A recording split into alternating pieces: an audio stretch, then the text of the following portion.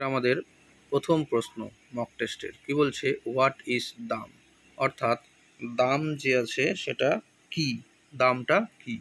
তো এখানে বলা হচ্ছে silver coin, copper coin, gold coin আর ব্রোঞ্জ কয়েন। তো এখানে যেহেতু উত্তরটা করাই রয়েছে, তো সেটা হচ্ছে দাম হলো copper coin.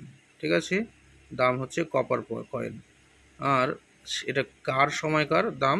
Copper coin Sher Shah Suri 1540 থেকে 1545। শের শাহের সময় যে বিখ্যাত মুদ্রা সেটা ছিল সিলভার মুদ্রা, যাকে বলা হতো রুপি, বা বর্তমান আমরা এখন যেটাকে রুপিয়া বলি তারা পূর্বসূরি বলা যেতে পারে। আর শের শাহ যে সোনার মুদ্রা প্রবর্তন করেছিল তার নাম ছিল মোহর। তো এই হলো শের শাহর তিনটা মুদ্রা। নেক্সট কোশ্চেন বলছে, who was Kunwar Singh, one of the great leader of Great Mutiny of 1857। অর্থাৎ যে 1857 সালে মহাবিদ্রোহের অন্যতম নেতা কুনওয়ার সিং, সে কে ছিলেন? A zamindar of Bihar, a peasant movement leader, leader of the Adivasi community, আর ডি নাম্বার বলছে এ রিলিজিয়াস মিশনারি। তাহলে এখানটায় হচ্ছে তিনি ছিলেন বিহারের একজন জমিদার, অর্থাৎ 28 নম্বর কোশ্চেনের এ নাম্বারটা হচ্ছে উত্তর। Next question, who was the founder of the fort William college. Fort William কলেজের প্রতিষ্ঠাতা কে ছিলেন? আমরা জানি যে 1800 খ্রিস্টাব্দে ফোর্ট উইলিয়াম কলেজটা কলকাতাতে তৈরি করা হয়েছিল ব্রিটিশ সিভিলিয়ানদের কিন্তু ট্রেনিংয়ের জন্য। ঠিক আছে, পরবর্তীতে এটা একটা ল্যাঙ্গুয়েজ ল্যাবে পরিণত হয়, যাই হোক। তো এটা প্রশ্ন হচ্ছে কে প্রতিষ্ঠা করেন। তাহলে 1800 খ্রিস্টাব্দ যখনই বলা হবে তখনই চলে আসছে ওয়েলেসলির গল্প, তাই তো। তাহলে এখানে অপশান সি লর্ড ওয়েলেসলি হচ্ছে এর উত্তর। নেক্সট কোশ্চেন বলছে, who was the founder of the young Bengal movement. Young Bengal বা নব্যবঙ্গ যে দল, তার প্রতিষ্ঠাতা কে ছিলেন? তাহলে সেখানটায় উত্তরটা হচ্ছে Nabagopal Mitra, Alexander Duff, Derozio, Rammohan Roy. এর মধ্যে কী হবে উত্তর? এর মধ্যে option C Derozio. Next question বলছে, who was the founder of the Indian association. Indian association মানে ভারত সভা, যেটা 1876 খ্রিস্টাব্দে প্রতিষ্ঠা হচ্ছে। তাহলে কে তৈরি করেছে? ফাউন্ডার বলছে সুরেন্দ্রনাথ ব্যানার্জি, উমেশচন্দ্র ব্যানার্জি, আনন্দমোহন বোস আর কৃষ্ণ কুমার মিত্র। তাহলে এর মধ্যে অপশান 31-এর অপশান এ, অর্থাৎ Surendranath Banerjee is the right answer. Next বলছে, ইন হুইচ সেশন, কংগ্রেসের কোন সেশনে in the Indian national Congress demanded complete independence for the first time, মানে জাতীয় কংগ্রেসের কোন অধিবেশনে সর্বপ্রথম কমপ্লিট ইন্ডিপেন্ডেন্সের কথা বলা হয়েছিল। ঠিক আছে, স্বাধীনতার প্রস্তাবটা গ্রহণ বলা হয়েছিল। সেটা হচ্ছে Amritsar session, Karachi session, Lahore session আর ক্যালকাটা সেশন। আমরা জানি কি যে 1929 খ্রিস্টাব্দে যে লাহোর অধিবেশন হয়েছিল সেখানেই কিন্তু তারা কমপ্লিট ইন্ডিপেন্ডেন্সের কথা কিন্তু বলেছিলেন। Next question, when the Muslim League was established. Muslim League কবে প্রতিষ্ঠিত হয়? তাহলে মুসলিম লীগ প্রতিষ্ঠিত হয় হচ্ছে 1919, 40, 6, 33। তাহলে এখানে অ্যান্সার হচ্ছে 1906 খ্রিস্টাব্দে। মুসলিম লীগের প্রথম যে সভাপতি তার নাম কি ছিলেন? আগা খান। আর যদি বলা হয় প্রতিষ্ঠাতা কে ছিলেন, তাহলে ঢাকার নবাব সলিমুল্লাহ খান। নেক্সট কোশ্চেন বলছে, which theory of Rousseau is remarkable. রুশোর কোন তত্ত্বটা সব থেকে বেশি বিখ্যাত? ঠিক আছে, এ নাম্বার হচ্ছে সোশ্যালিজম, বি হচ্ছে social contact theory, C number হচ্ছে রিপাবলিকানিজম, আর ডি নাম্বার হচ্ছে ডেমোক্রেসি। তো এর মধ্যে আমরা বই একটা গ্রন্থই আছে আমরা পড়েছি ফরাসি বিপ্লবের সময়, রুশো কি সোশ্যাল কন্ট্যাক্ট। ঠিক আছে, তাহলে 34 অপশান হচ্ছে বি, রুশো রিমার্কেবল থিওরিটা কি? Social contact. নেক্সট কোশ্চেন বলছে, হোয়েন ডিড দ্য বাস্তিল ফল। যে বাস্তিল দুর্গের পতন কবে হয়েছিল? 1 June 1789, 14 July 1789, 22 February 1791 and 7 August 1793। তাহলে প্রথমেই আমরা যেটা বলবো যে বাস্তিল দুর্গের পতন যে হচ্ছে ফরাসি বিপ্লবের সূচনার সময়। তাহলে সূচনা যখনই আসবে তখনই আমরা 1791 আর 93 আউট করে দেবো। তাহলে আমাদের বাঁচল অপশান এ আর বি। তারপরে তার সাথে বাস্তিলের সাথে যুক্ত হচ্ছে জুলাই মাস, তাহলে 14 জুলাই 1789। তাহলে বাস্তিল দুর্গের পতন হয়েছিল কবে? 14 জুলাই 1789 খ্রিস্টাব্দ। যদি বলা হয় ফরাসি বিপ্লব কত খ্রিস্টাব্দে স্টার্ট হয়, তাহলেও 1789। ঠিক আছে, তো এই বাস্তিল দুর্গকে কেন্দ্র করে কিন্তু এই বিদ্রোহটা স্টার্টিংটা হয়েছিল। তাহলে অপশান আমরা পাচ্ছি 35-এর বি। নেক্সট কি বলছে, which of the following was not the main condition of the Vienna settlement না 1815। এখানে কোশ্চেন দু রকমের হতে পারে, যে ভিয়েনা সম্মেলন কত খ্রিস্টাব্দে হয়েছিল, তাহলে সেটা হবে 1815 খ্রিস্টাব্দে। ভিয়েনা কংগ্রেস যে কোথায় বসেছিল, তাহলে সেটা হচ্ছে অস্ট্রিয়ার রাজধানী ভিয়েনা, অস্ট্রিয়ার রাজধানী ভিয়েনাতে। ভিয়েনা কংগ্রেসের সভাপতিত্ব কে করেছিলেন, মেটারনিখ। ঠিক আছে, তো এরকম আমরা দেখতে পাবো। আর এখানটায় বলছে যে এই যে ভিয়েনা সম্মেলনটা হয়েছিল এর মধ্যে কোনটা ছিল না, মানে ভিয়েনা সম্মেলনে তো 3টা নীতি ছিল, একটা ছিল হচ্ছে শক্তি সাম্য নীতি, একটা হচ্ছে ক্ষতিপূরণের নীতি, আর একটা হচ্ছে ন্যায্য অধিকারের নীতি।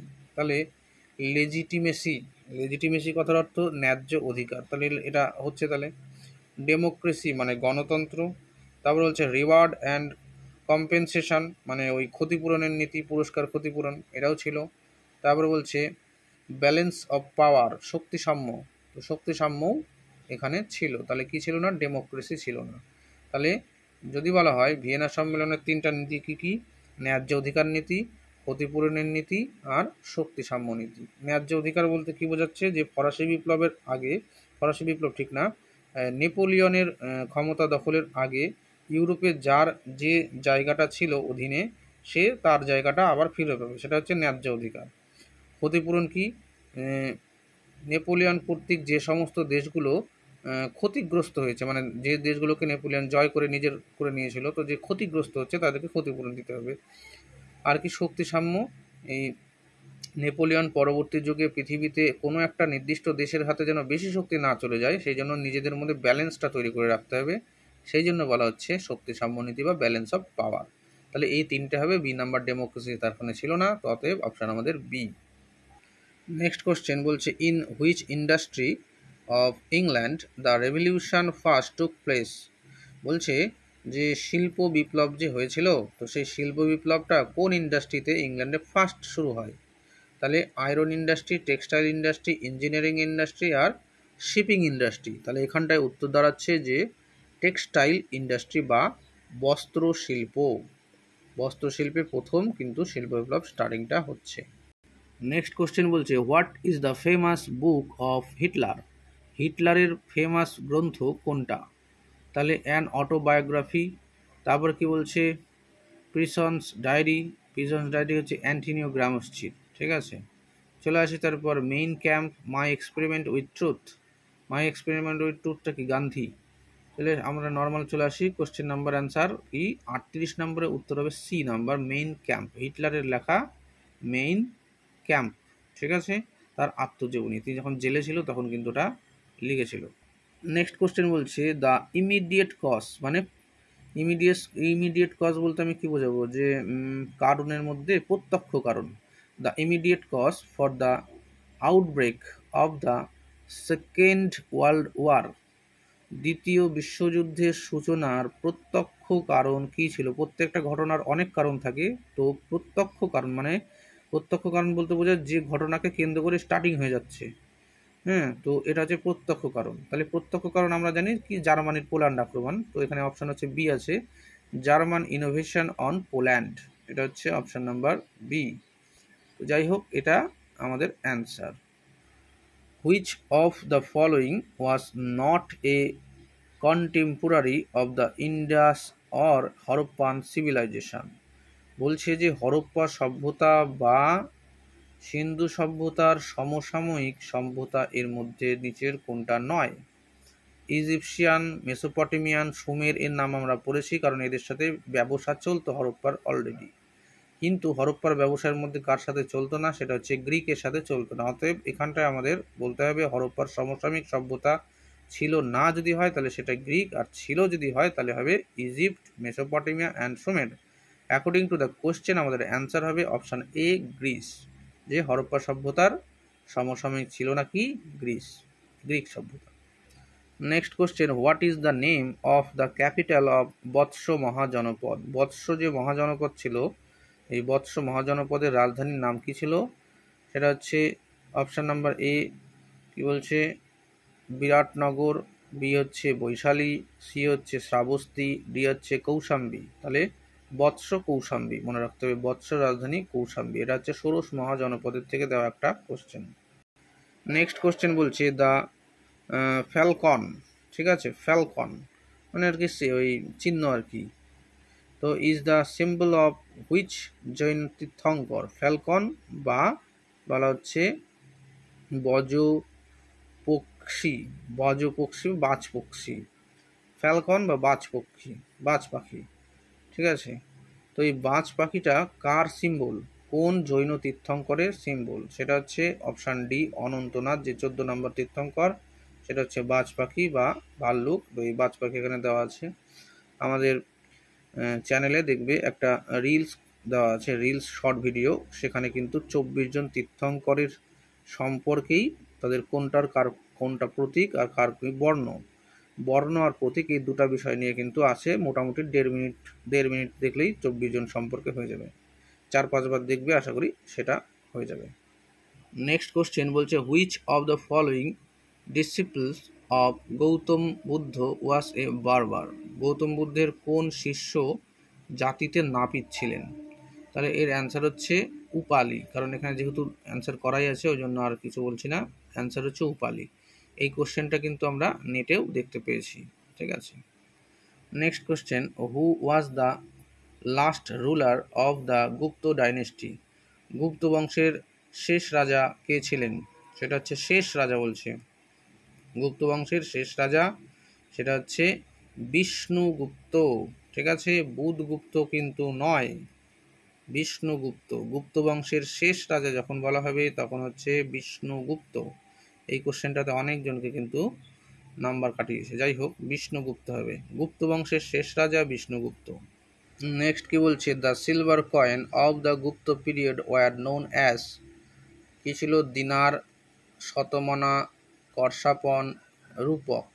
তাহলে গুপ্ত যুগের সিলভার কয়েনকে বলা হতো রূপক, আর গোল্ড কয়েনকে বলা হতো দিনার, ঠিক আছে। শতমান, করশাপন এগুলো হচ্ছে বৈদিক যুগের। তো গুপ্ত যুগের ক্ষেত্রে যদি বলা হয় গুপ্ত যুগের সিলভার কয়েনের নাম কি? সেটা হচ্ছে রূপক। নেক্সট কোশ্চেন বলা হচ্ছে which of the following Pala king established Vikramshila university. অর্থাৎ বিক্রমশিলা বিশ্ববিদ্যালয় কোন পাল রাজা প্রতিষ্ঠা করেছিলেন? বিক্রমশিলা বিশ্ববিদ্যালয় পাল রাজার মধ্যে আছে ধর্মপাল, দেবপাল, গোপাল, রামপাল। তো এটা অপশন হবে এ, বিক্রমশিলা বিশ্ববিদ্যালয় প্রতিষ্ঠার সাথে যুক্ত হচ্ছে ধর্মপাল। নেক্সট কোশ্চেন বলছে who set on the throne after Rampal. রামপালের পরবর্তীতে কে সিংহাসনে বসেন? রামপালের পরে সিংহাসনে বসেন হচ্ছে কুমারপাল। রামপাল ছিল হচ্ছে শেষ শক্তিশালী পাল সম্রাট, পাল রাজাদের মধ্যে শক্তিশালী পাল রাজা, শেষ শক্তিশালী পাল রাজা যদি বলা হতো তাহলে সেটা হচ্ছে রামপাল। রামপালের পরে সিংহাসনে বসে তার পুত্র কুমারপাল। এখানে একটা গুরুত্বপূর্ণ কোশ্চেন আছে in which of the following, এর মধ্যে কোন গ্রন্থ থেকে we get a detailed account of Firoz Shah's canal system. Firoz Shah যে ক্যানেলগুলো পাঁচখানা ক্যানেল বানিয়েছিল সেই ক্যানেল সিস্টেম সম্পর্কে আমরা কোথা থেকে জানতে পারছি, মানে কোন গ্রন্থ থেকে জানতে পারছি? সেটা হচ্ছে তারিকি মুবারক শাহী, ঠিক আছে, তারিকি মুবারক শাহী। এই তারিকি মুবারক শাহী থেকে আমরা জানতে পারছি। এই তারিকি মুবারক শাহী যে গ্রন্থটা, এটা এই যে মানে এই যে গ্রন্থ, এটা আমরা এই কোশ্চেনটা আমরা কোথা থেকে পাচ্ছি? নেট ডিসেম্বর 2013 সাল, ঠিক আছে, এইখানে কিন্তু কোশ্চেনটা এসেছিল। যাই হোক, ফিরোজ শাহের ক্যানেল সিস্টেম সম্পর্কে আমরা কি জানি? তারিকি মুবারক শাহী থেকে জানতে পারছি। নেক্সট বলছে হু among the following use to look after the army during the sultanate period. সুলতানি যে যুগ, সেই সুলতানি যুগে সেনাবাহিনীর দায়িত্ব কারা পালন করত? সেনাবাহিনীর দায়িত্ব কারা পালন করেছে? আরজি মামলিক পালন করত।